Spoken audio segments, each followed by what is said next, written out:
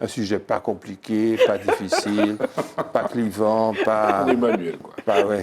Cool. Ouais. Pas ton pied, Emmanuel. Emmanuel, ouais. Cher Marie, c'est vous lapider. Non, non, non, non, non, non, c'est pas ce niveau-là qu'on va Ah bon? traiter ça.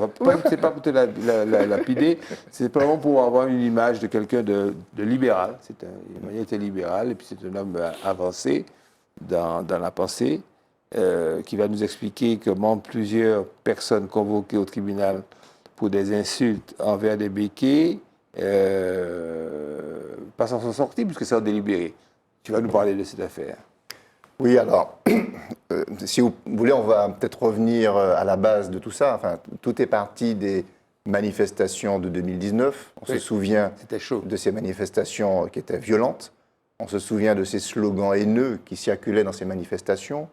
On se souvient de cette image d'une femme portant un t-shirt sur lequel était inscrit « J'encule les béquets ». On se souvient de ces chansons qui circulaient, qui invitaient à brûler les maisons des béquets. On se souvient des inscriptions qu'il y avait sur les devantures des maisons coupez tête, brûlez écailles. On se souvient des incendies de hangars à bananes. On se souvient des débuts d'incendies à l'entrée du Cap Est. Bref, on se souvient de ce climat délétère et qui ont fait que des béquets, à juste titre, ont estimé qu'ils étaient agressés, menacés et donc ont porté plainte. Ils l'ont fait à travers une association qui s'appelle Respect d'Homme. Et pour ma part, je considère qu'ils ont eu raison de le faire. C'est normal, quand on estime être agressé de la sorte, d'avoir recours à la justice pour se défendre.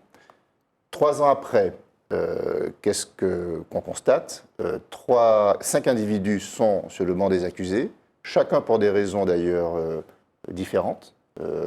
Donc ça, il ne m'appartiendra pas de porter un jugement sur le fait de justice lui-même.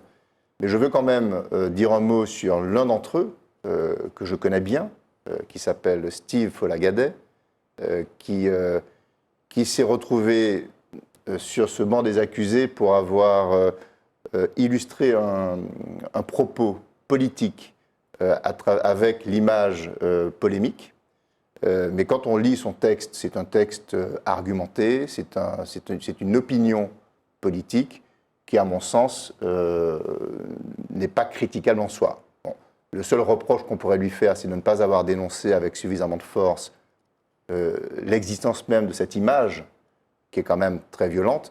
Et cela dit, personne ne s'en est ému plus que ça. Je n'ai pas entendu un élu politique s'indigner de cette image. J'imagine que si je vous disais, je viens avec un t-shirt où c'est inscrit j'encule les avocats, je pense que la corporation... Ou j'encule les nègres. Oui, enfin, en tout cas, la corporation serait montée au créneau à juste titre. Donc c'est ça moi, qui m'a profondément choqué, c'est ce grand silence au moment des faits. Steve Folagadet, je l'ai rencontré pendant 1 an. Après que ces faits aient été constatés, on n'a jamais abordé cette question. Je n'étais même pas au courant qu'il était d'ailleurs sur le banc des accusés. Concerné. Et avec lui, j'ai engagé un dialogue sincère, difficile, mais respectueux.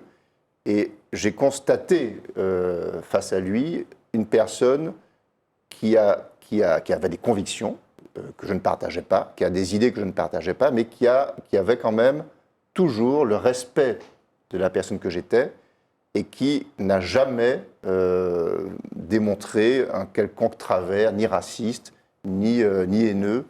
Et c'est quelqu'un avec qui le dialogue a été possible. Donc moi, sincèrement, et là je le dis un peu du fond du cœur, je ne comprends pas qu'il soit sur le banc des accusés. Pour moi, sa place n'est pas là. C'est quelqu'un qui, à mon avis, est plus une solution qu'un problème. Je considère que ce qu'il a fait avec moi, il a dû avoir recours à une dose de courage importante, parce que ce n'est pas facile d'assumer le dialogue qu'il a assumé publiquement. Et s'il l'a fait, c'était essentiellement pour apaiser les tensions de notre société, sans renier ses convictions. Il faut accepter qu'il ait des convictions ou qu'il ait des idées qui ne sont pas celles, en tout cas qui ne sont pas les miennes, mais il ne faut pas, pour le coup, renoncer à ce combat de rapprochement qu'il a tenté.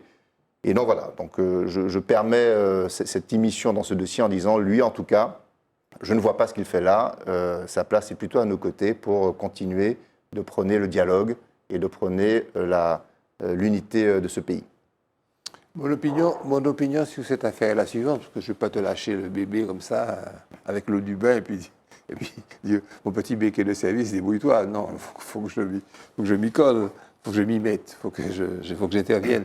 Premièrement, je vais lire, comme ça je ne vais pas gloser.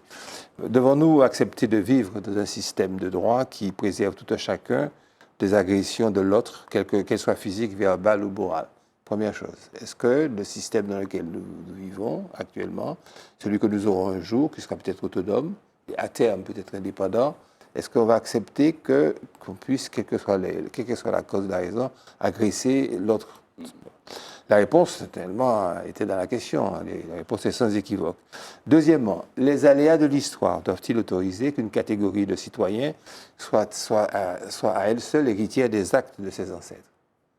Est-ce qu'on ne pourrait pas envisager un petit peu que les vendeurs, parce que le marché triangulaire était fait d'une marchandise qui était récoltée, marchandise c'était nous, hein, c'était des objets meubles qui étaient récoltés pour partie, parce que les autres étaient certainement capturés par les aventuriers que vos ancêtres, monsieur, étaient.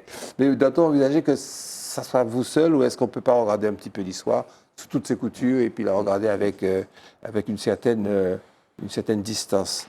Alors, si c'est ainsi qu'on pratique, on focalise sur un aspect de l'histoire, l'humanité tout entière serait dans un chaos permanent où serait ressassée sans fin les querelles historiques. C'est-à-dire que les Français, jusqu'à maintenant, auraient haï les Blancs, les Tutsis et les Hutus seraient en train de se mitrailler toujours. En Afrique du Sud, adieu Mandela, et puis là, qu'on se mange, on se crêpe le chignon. Et troisièmement, dans le cas concret qui nous préoccupe, les propos tenus sont-ils ou non attentatoires à la personnalité des plaignants, à leur image? Je ne sais pas, le tribunal va le dire. J'ai mon opinion, pour moi la réponse est évidente, parce que le tribunal là-dessus va se prononcer. Voilà. Je voulais quand même rajouter, si tu permets, une petite citation de Frantz Fanon qui disait ceci: quand on parle du juif, tendez l'oreille, on parle de vous. Oui. Quand on parle d'une catégorie socio-ethnique, tendez l'oreille, on parle de vous. Voilà. Oui, parce qu'après, ça peut être les Chabins, bien sûr, peut-être les mulâtres. Et il y a une petite musique d'ailleurs qui circule en ce moment contre les Haïtiens, moi, qui m'indigne profondément. Oui. Et je trouve qu'on devrait, là, pour le coup, regarder ça de près, parce que c'est pas normal qu'on laisse ces musiques malsaines s'installer dans ce pays. On a de plus en plus des Ibo Simon. Absolument. Un peu de musique pour rafraîchir l'air, avant un jingle, si vous voulez bien.